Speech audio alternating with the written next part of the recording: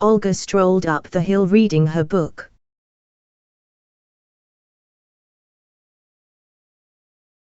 Where the steep path cut across the road, she came upon George standing by his motorcycle.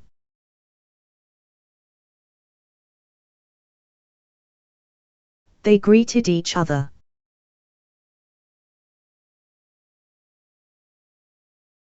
I was riding along when I saw you coming.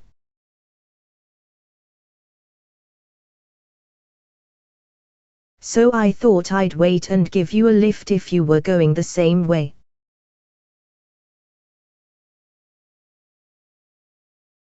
That's not true, Olga retorted. You were waiting for me on purpose.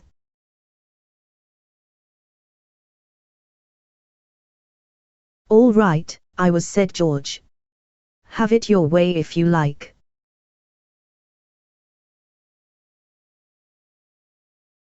I must apologize for scaring you this morning.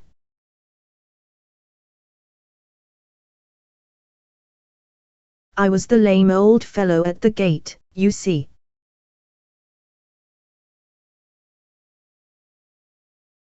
I was dressed for rehearsal.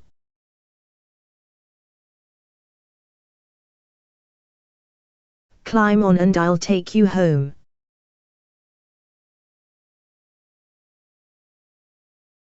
Olga shook her head.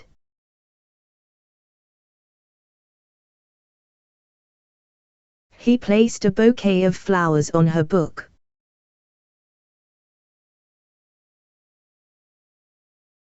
It was a nice bouquet.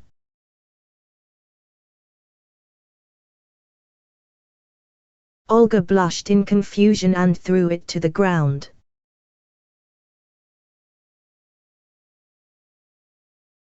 George had not expected that.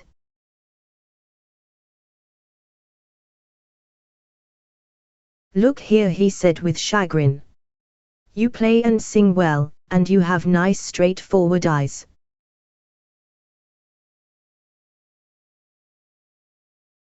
I haven't offended you in any way.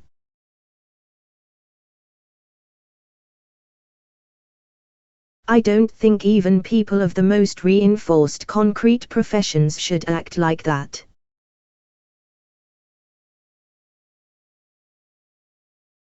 You shouldn't give me flowers, Olga said guiltily, frightened by what she had done. You can give me a lift without offering me flowers.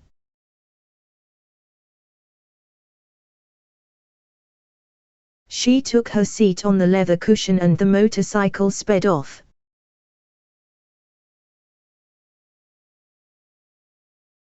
When the bike came to a fork in the road, it ignored the road to the estate and tore down the one leading out into the open country.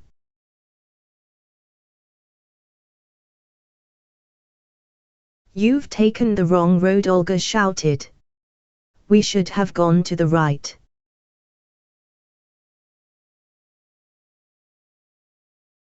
This is a better road, George replied. It's more fun this way.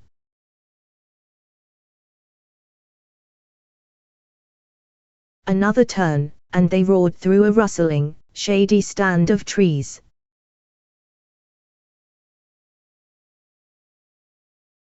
A dog left its herd to bark at them and chase the bike.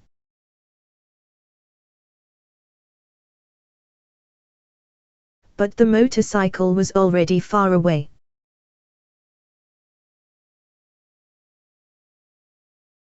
Then a lorry came whining down the road like a heavy artillery shell in trajectory.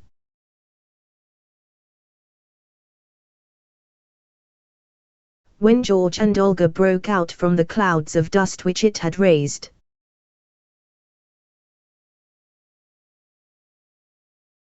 they came into sight of the belching smokestacks.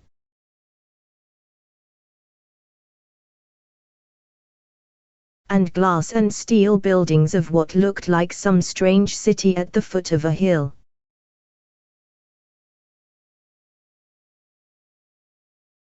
That's our plant, George shouted. 3 years ago I used to come here to pick mushrooms and wild strawberries.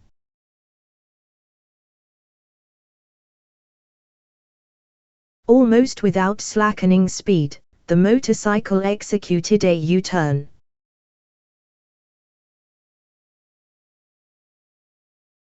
Straight ahead, Olga cried warningly. Head straight for home.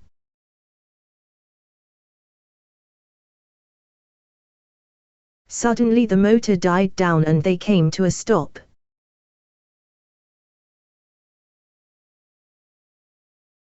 Just a moment, George said, jumping to the ground. A minor breakdown.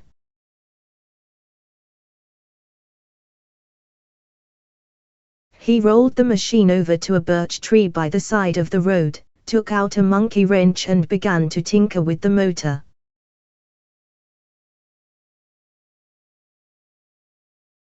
What part are you playing in your opera? Olga asked, seating herself on the grass. Why is your get-up so stern and frightening?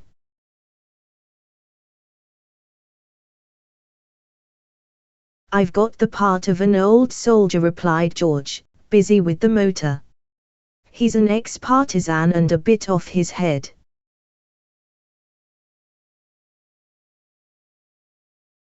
He lives near the border and is obsessed by the idea that our enemies might outwit us.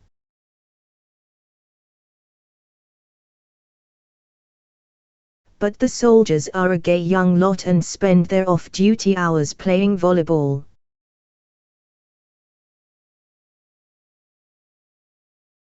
There are all sorts of girls too.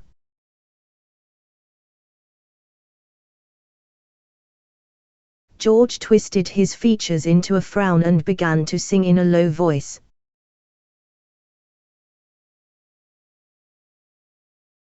Again the moon is dimmed behind the clouds.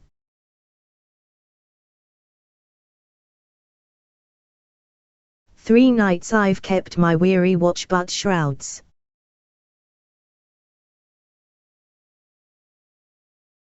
of misty silence hide the slinking foe. Even now he is at hand. Sleep not, my motherland.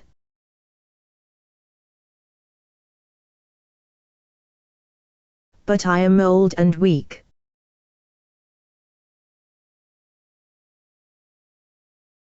Then he switched to another key and chanted in imitation of the chorus, Be still, old man, be still.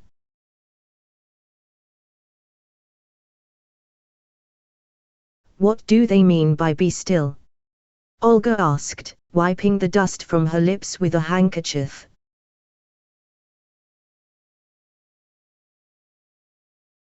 It means, explained George, continuing to work away with his monkey wrench, it means sleep in peace, you old fool.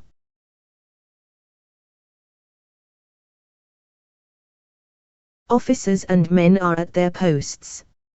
Olga, did your sister tell you about our talk?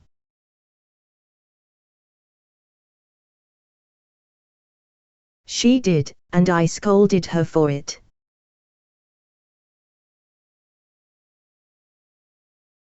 You shouldn't have.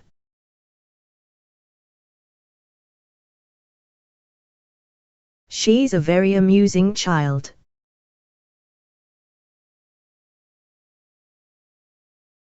I said oh, and she said, boo.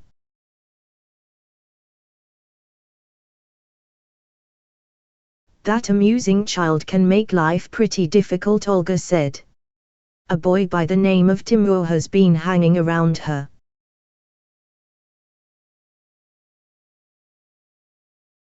He's in with that hoodlum Kvakin.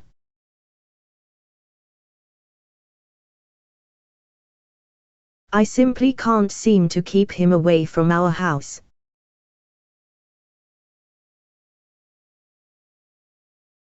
Timur.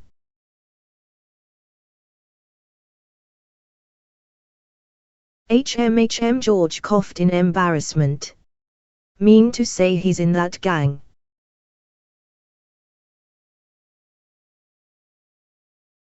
I don't believe he's one of those, not likely, oh well.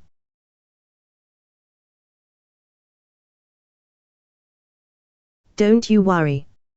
I'll see he leaves your house alone.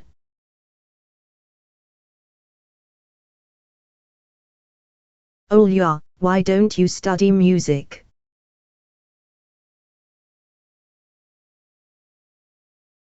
What's an engineer, anyway?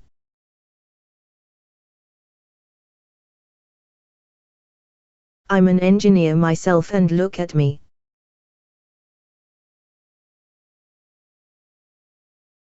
Aren't you a good engineer?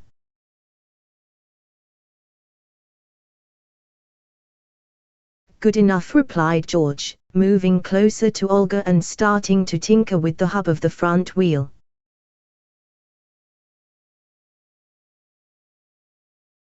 I'm not at all a bad engineer, but you play and sing so well.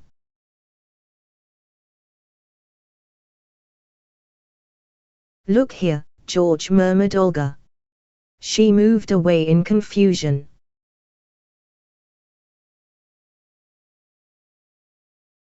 I don't know what sort of engineer you are, but you certainly go about repairing your machine in a very odd way.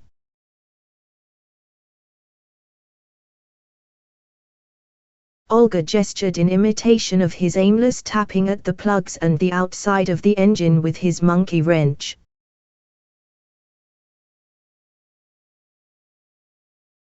Nothing odd about it at all.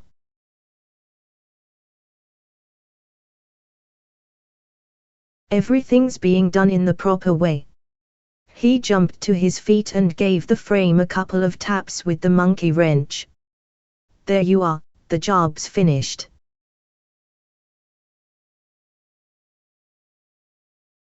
Olga, is your father an army officer?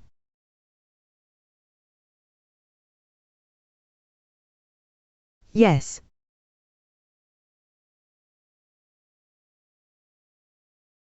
That's fine.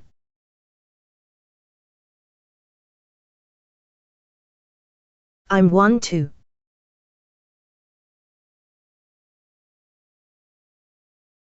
There's no making you out. Olga shrugged her shoulders.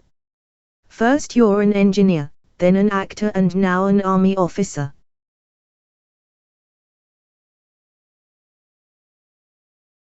Perhaps you're a flyer as well.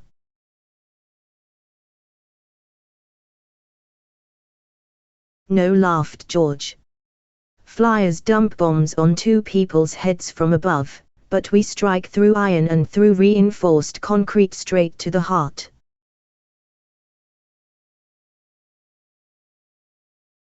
Again the rye fields, woods and river whirled past.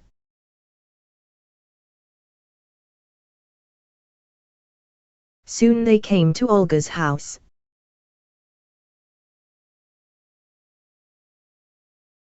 At the sound of the motorcycle, Jenny came skipping out onto the porch.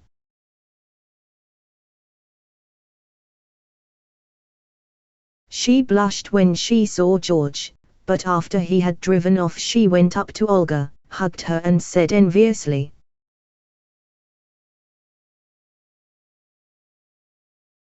"Ooh, how lucky you are today, Olga."